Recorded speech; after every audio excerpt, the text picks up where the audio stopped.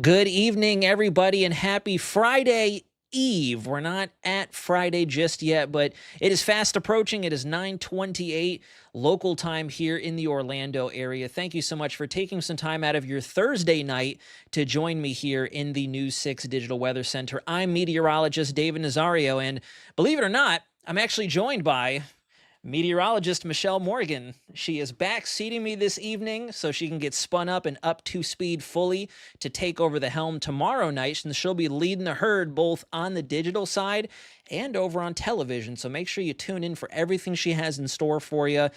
We've had an active day here in Central Florida, so we'll go ahead and say some quick hellos. Hello to those of you tuning in over on News 6 Plus, and a great evening to those of you tuning in over on News 6, the YouTube channel for the YouTube stream. I'm hoping we have a couple of viewers with us from the shenanigans that decided to unfold earlier today. Let's get started. Here's a look at the radar from earlier this afternoon.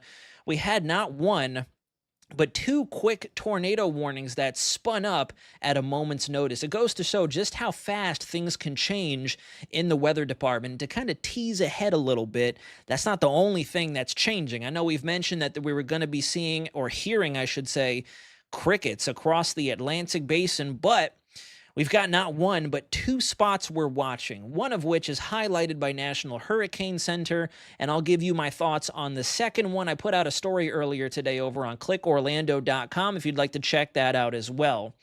I do see that Melissa Riley did ask on the YouTube channel if there will be any more storms in New Smyrna Beach. Well, I'm glad you asked. Let me go ahead and take you full screen. We'll take a look at the live radar right now.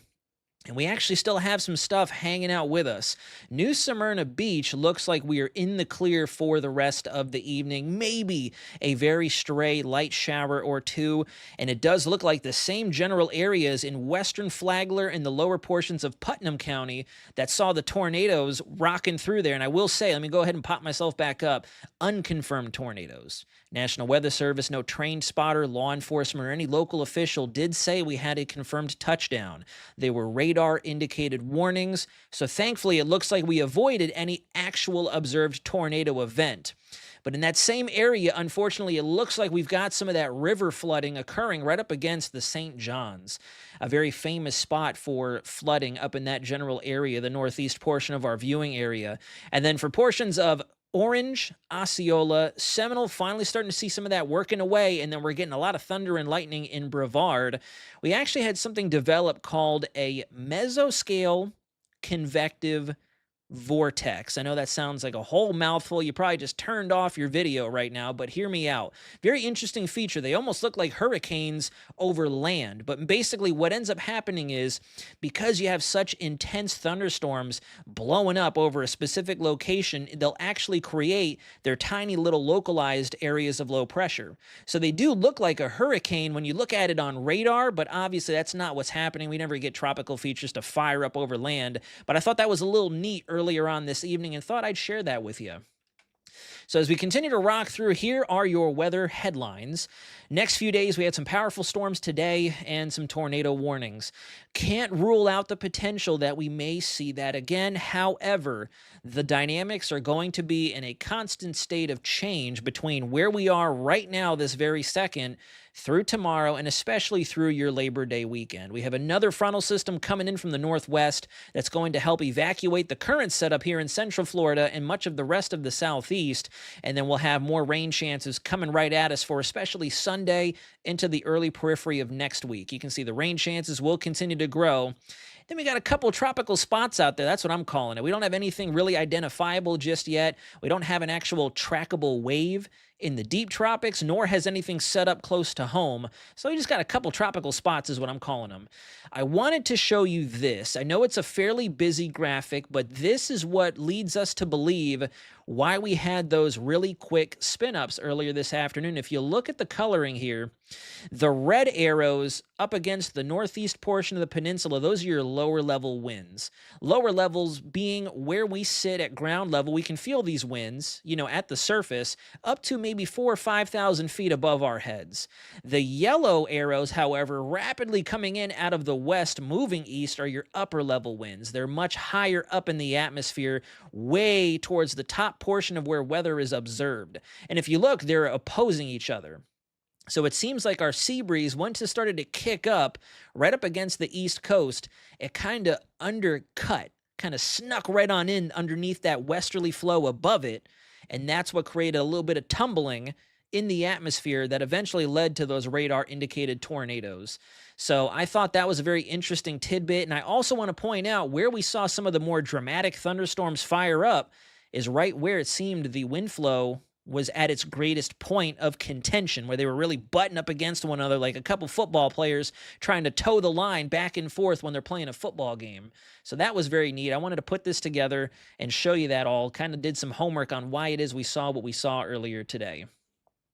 Now, in the water vapor, look at that big old blob coming in over portions of Arkansas, Louisiana, eastern Texas, spreading back towards the east over the Gulf Coast states. That's the next system. And if you look just to the north of that, you see that slot of brown rust colors? That's the jet stream helping to push that thing down towards the southeast. And that's what's really going to ramp our rain chances up over the next 48 to 72 hours. We're going to continue to track it. And this is also why I think we're going to have to watch it for some potential tropical trouble, because it looks like as that front comes down, this is an unusually strong front for this time of year. It's August. We're still definitely well within summertime. We haven't quite hit that transition point between summer and fall. But if you look, we've got cool air seeping down off the Gulf Coast into the Gulf itself, and then we have warmer air surging back up along the east side of the Florida peninsula, indicating there's a little bit of spin out there. There's some low pressure that may try to establish itself. And as we all know, thankfully, we haven't had any major tropical features out there to tap into those warm waters, so we're still roasting, kind of having an extended 1.5 month extension of our 4th of July barbecue, because that's when the water temps really started to crank, and they're still sitting at about, I'd say, arguably 90 to 93 degrees Fahrenheit. More than enough to get something tropical to try to bubble up like your coffee maker would typically do in the morning time. And then as you can see, as we continue through Monday and into the first portions of next week, the rain really sticks around. On the plus side, though, because of the rain and increased cloud cover, forecast lows are still going to stay on the mild side. Gainesville and Ocala, it doesn't quite look like we're going to get into those upper 60s like we saw a couple days back, but we're still sitting pretty comfortable in terms of our overnight lows. And then it looks like for tomorrow, the heat index especially is not going to top out nearly as hot as we've seen. I really honestly think as we exit August and head right face first into September, we are finally away from the hottest point of the year here in Central Florida, which is always good news. We're excited to kind of get away from those hot temperatures. So take advantage of the beach, take advantage of the water parks or the pools as you can. You can see regardless, still a great day for that tomorrow. You can see by about 10 o'clock, we really crank the thermostat outside where those feels like temperatures will rocket quickly into the mid to upper 90s for much of us, pending where it is those rains and the showers really start to set up. And like I promised, before we wrap up and cut to break, I wanted to show you this. That drought has officially been busted. We pretty much have no one out there outside of course, my neck of the woods in Polk County. You got a little bit of that dry setup still because a lot of our rainfall has been right up against the west coast or kind of east of I-4. So it makes sense that southern Lake County and portions of Polk still, feeling a little of that dry stuff. Might have to throw some lotion our way. But otherwise, the rainfall has done a number on those drought conditions. It just looks like closer to Miami, West Palm Beach, we actually still have some severe, if not extreme, drought conditions in that area. Will that change? Will the tropics throw us a bone and hopefully eradicate the full extent of the drought across Florida? Still too early to tell, but when we come back from break here in a moment, I'm going to talk you through exactly what we're tracking out there right now, what the trends suggest September and then eventually October could look like. So get comfortable, replenish your drink, your snack, however it is you see fit, and we'll be right back.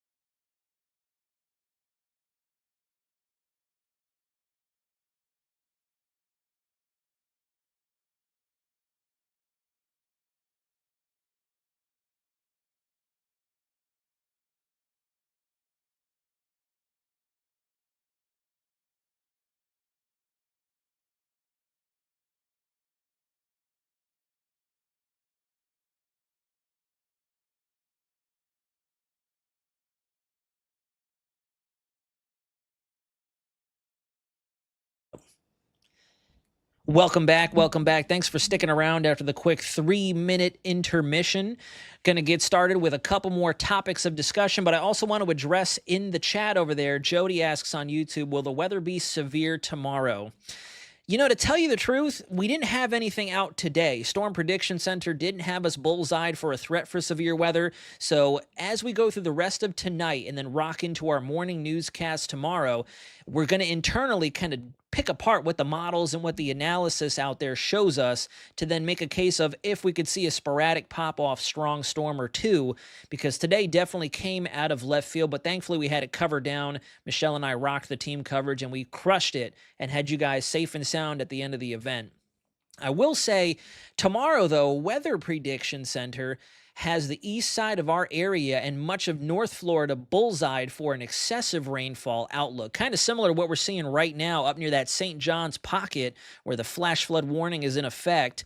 Very similar setup. We're going to have thunderstorms that will flare up, very heavy amounts of rainfall dumping down at one point, and they're not really going to be moving too much as the steering pattern over Florida adjusts with the approaching next system. So it's still a little early to talk about whether or not we're going to have some severe out there, but I'll show you the clouds and rain future radar, and you'll notice that we're going to see a very similar setup once we get to the warmest point of tomorrow. So as we start the day, Friday, 8 a.m., looking pretty solid. But notice there's really not a lot of cloud cover, very similar to today.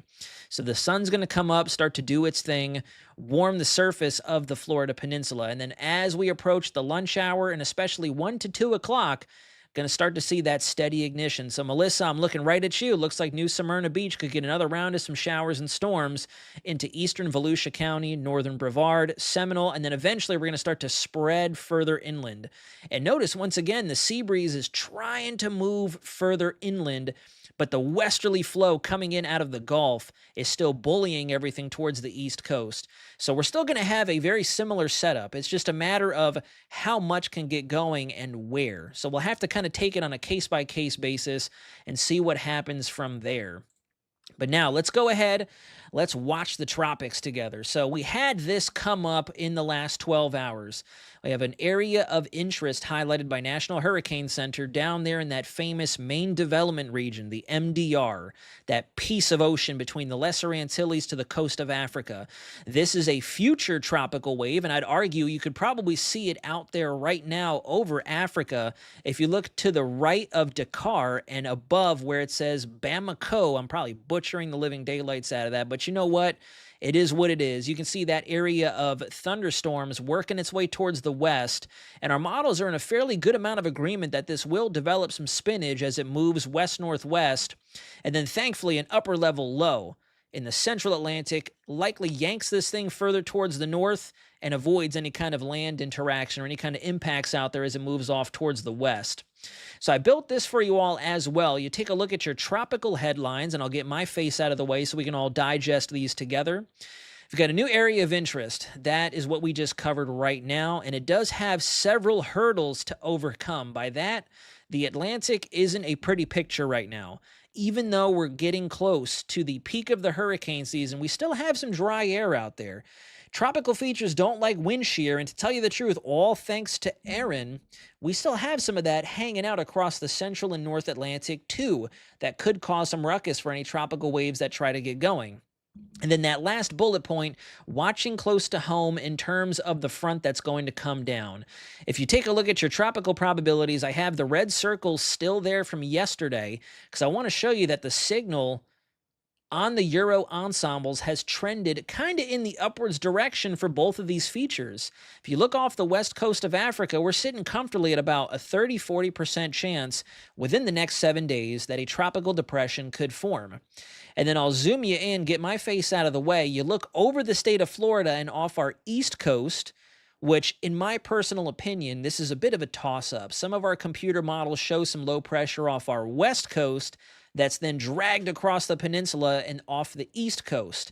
The Euro kind of favors movement of that energy off our east coast, and then it gets tugged up the eastern seaboard, kind of like Chantal and Dexter have already done during the earlier portions of this hurricane season.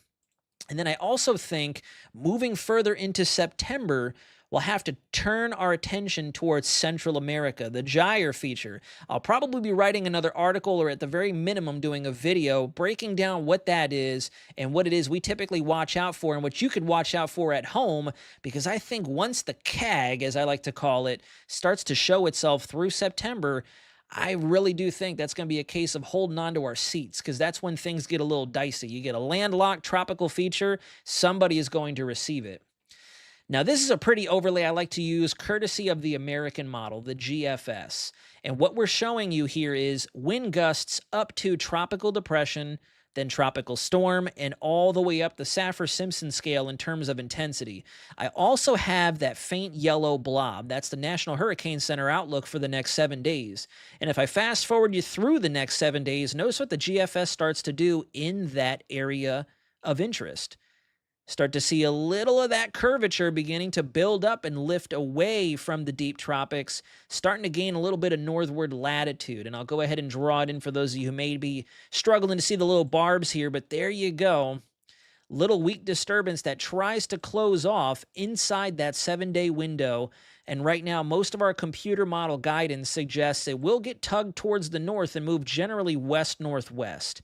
If it stays fairly weak and stuck down there in the tropics, it will take a bit more of an earlier westerly move before pulling towards the north. But rest assured, right now, based on not only our global computer models, but each of their individual ensemble members. And we'll talk more about that for a later discussion, or maybe I'll write a story for you all to digest on that.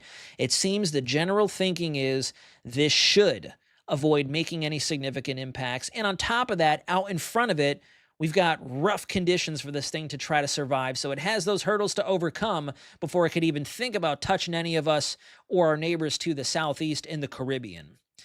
So I hope you got your questions ready. That concludes our tropical update segment of the show tonight. When we come back from the 3-minute break, I'll answer any and all questions you may have, and then we'll have a beautiful rest of the night together. How does that sound? So don't go anywhere. We'll be right back.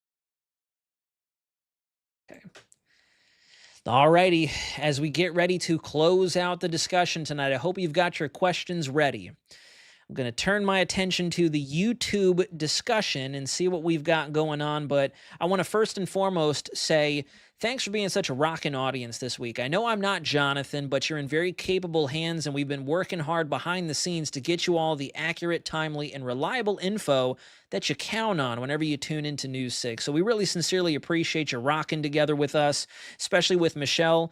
You're going to be in good hands, but I ask that you treat her as well, positively, generously, and sincerely. Going to be one of her first times taking over the 9:30, so a little bit of pressure there, but I know we're all going to crush it. She's got this. She's been backseating me most of the week, as usual. So let's see. What do we got? Birding Trip on YouTube actually asked about Jonathan, so he's just taking some time off, hanging out, enjoying family and friends out there, taking a bit of leisurely time for himself. He'll be back on Monday. Jody Shellnut asks, David, is the weather going to be severe tomorrow? Already got to that question. Let's see, what else do we have here? I did see another question in there about the sky. So Jody also asks, what makes the sky yellow? Well, it depends. Could be a couple of different things. I don't think we have a lot of Saharan dust out there, so it very well could have just been the sunlight as it was setting down across the horizon line, interacting with some of the leftover thunderstorms or just thick, dense clouds out there. Usually that's what's responsible for that yellow to orange to eventually dark red hue. It's just you're losing a lot of that direct sunlight. And because of the different interactions it has with the layers of the atmosphere, that's what will change the color, even though there really isn't, a specific color that it takes on. I hope that makes sense. I hope that makes sense. The green and blue shades you'll see in some strong thunderstorms, though, believe it or not, that's the hail. That's the very strong updraft and hail within a thunderstorm that causes that weird green, murky look that some folks will describe when talking tornadoes or tornadic thunderstorms. Oh, Jody, you're very welcome. You're very welcome. On Birding Trip, thanks for the kind words. They mentioned that they're enjoying David as well. I'm enjoying you all giving me such a hearty discussion tonight. It's kind of a bummer we got to close out here in 2 minutes. I wish we had more time together. Yvette, thank you very much. Familiar face. Also tuning in over on my YouTube channel. I do appreciate the kind words as well. And then, so that's it. Some key takeaways before we get ready to close out. Going to be a rainy weekend ahead, and especially into the very first couple days of next week, the first couple days of September, I will add. It does not look like, I think that was another question I missed in the chat. Somebody asked if the weekend would be a full washout. I don't think it'll be a full washout. We will see more of us seeing more of the rainfall than we did the last several days, especially yesterday and today, albeit I know we have that massive cluster of it right now on the east side of Central Florida. I do think more of us could see the rain. More of us will get a lot more rain as we go through Sunday. That's when it really seems like those rain chances ramp up as that next frontal system and low pressure settles in almost directly over top of us. Jody, I will be back on tomorrow. I always post tropical updates over on my channel. I try to do some live streams here and there whenever I'm not here cranking out the content and the lovely articles for you to digest and interpolate with me over at News 6. So I do appreciate y'all tuning in. Thank you so much for the support. I wish you a very fantastic rest of your Thursday night and the happiest of Fridays, since I won't see you tomorrow. It might be a little bit before we chat again here on News 6 Weather at 9:30, but you guys have been a tremendous audience. I really do appreciate it. It's been a fantastic experience, especially getting some nice FaceTime with y'all. Nothing crazy to talk about out there, but you never know. My face may pop up again when things go from point A to Z, 0 to 100 real quick. So have a great rest of your Thursday evening, folks, and a great weekend if we don't get to talk. And you know the phrase. This is the Digital Weather Center signing out.